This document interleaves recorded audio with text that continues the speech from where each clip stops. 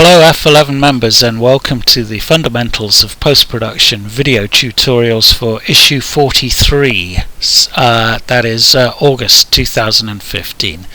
And this month in part 1 I want to take you to the banks of the River Lot in the southwest of France to accompany the video blog in this same issue from that same trip, and indeed the behind the lens feature, where I was basically dealing with a heat wave in France and trying to make pictures with impact in very hot, hazy conditions. Haze is the enemy of us photographers, and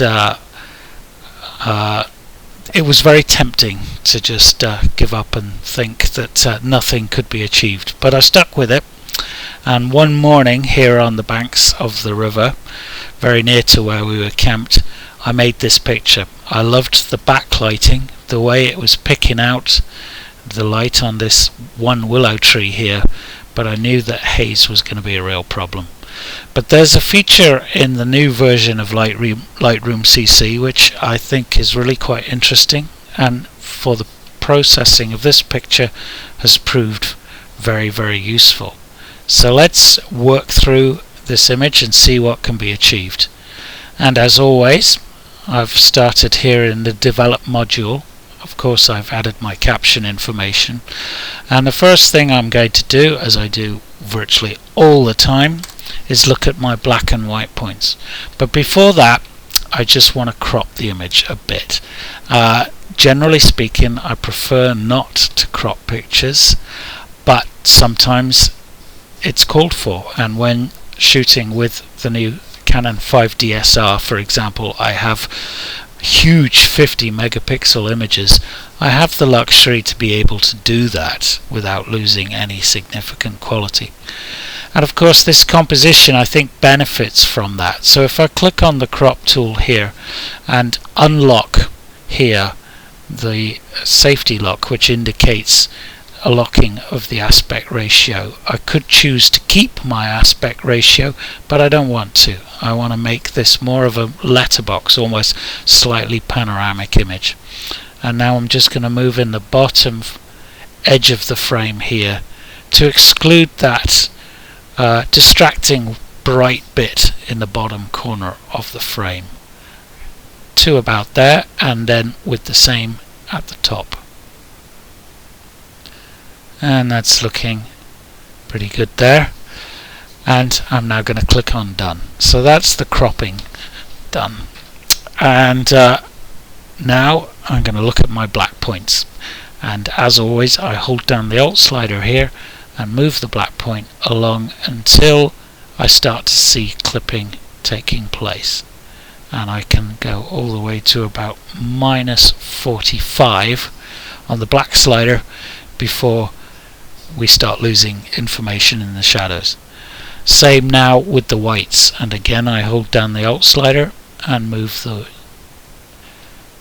slider to the, hold down the Alt key, move the white slider to the right until I start to see clipping, which starts to happen round about 40 plus 43. Okay, just quickly look at where we've got to already, and that has improved the picture markedly, added a touch of contrast to the shot, but we're still a long way off where we need to be. So now I'm going to look at this new feature which has really got me quite excited this morning. Sad, isn't it? I know, but that's life as a photographer. It's the de-haze slider, which is to be found down here in this little corner of Lightroom that I rarely delve into, and it's called the Effects tab. And if I click on that tab there, it opens it up, and here we have de-haze.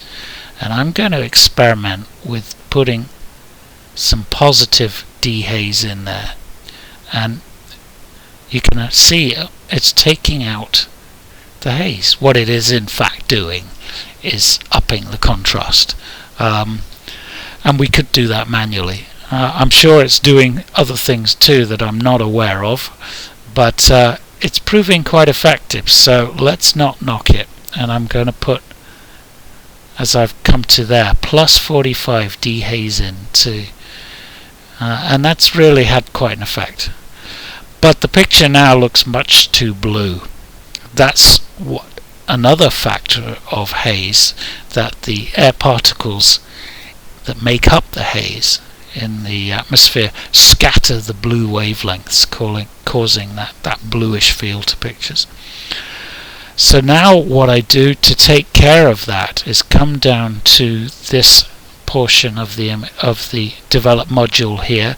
You see where it says HSL, which stands for hue, saturation and luminance, and I make sure saturation is highlighted here, and what I'm going to do is just desaturate the blue, just take out some of the blue, just around about minus, I'd say 11 has taken care of that. A bit of blue still in the image is not the end of the world, but I reckon that's about where I want to be. Actually, I'm going to go for a touch more, round out to minus 18. That's giving me a much more believable color balance to the image. Okay, next thing, pretty standard thing as with all pictures here, is to work on my sharpening. So I go up to, and as always I use my preset that Lightroom calls Sharpen Scenic.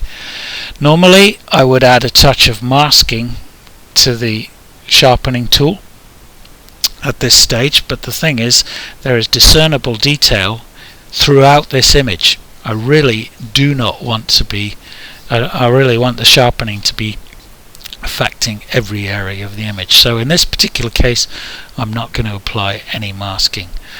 Next thing is to come up to the point curve and deal with the overall density or brightness of the picture, and I just want to make it a bit richer.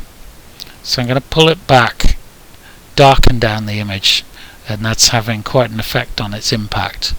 How far to go? I'd say to about there, maybe a bit more. That's great, but I'm starting to get some very dense shadows here, so to take care of that I just come back up to my shadow slider here and just give a touch of positive boosting of the shadows to lighten these darker areas of the picture. How much? Round about 20, I'd say there. I'm pretty pleased with how this picture is shaping up now, but the left hand portion of the image still, in particular the left top hand portion of the image, still looks a bit gutless. So I'm going to use the Grad tool here to take care of that and bring it in as at an oblique level here and get it to sit on that top left hand corner of the image. Bring down the top of the Grad. The bottom line is where the Grad will start kicking in, and the top line is where it finishes and then continues with even effect to the corner of the frame there. Now if I come along to my exposure slider here, just going to darken down that area of the image. Go too far and it starts to look too obvious. Subtlety is the key, as always. I'd say round about 40 there. Yep, just bring that top corner in a touch there, and I'm going to add a touch of positive contrast as well.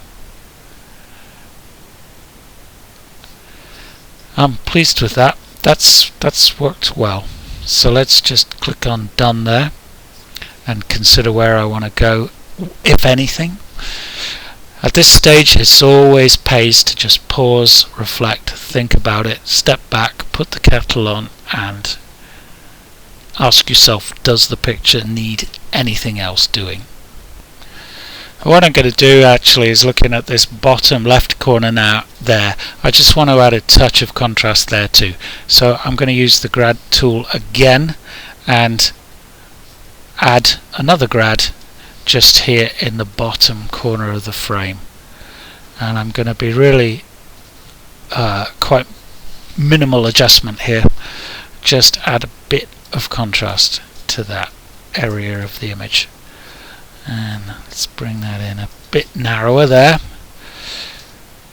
Come back on it a touch, click on done, and at this stage now let's look at where we started and where we've got to, and it really is quite a radical difference. Now that image on the left looked, immediately when I opened it up in Lightroom and looked at the raw, I thought, nah, the haze is too much, this is not going to work. And now look at that end product on the right, really quite pleased with that. So what is the lesson we can learn from this? Well, we can take care of haze to a certain extent, and that new de-haze slider is really proved to be quite useful here. If you zoom in on the detail of this image, it is the Canon 5 DSR, and the amount of detail there is absolutely phenomenal. I used a polarizer filter here as well when I was shooting, by the way. Polarizers always really useful in hazy conditions for reducing the haze a touch. I also used a big stopper filter, and if you look at my exposure details up there, 64-second exposure to get the streaking of the water through the bottom of the frame there. So that's it for part 1, and we'll be back in part 2 to have more fundamentals of post-productions explained. See you there.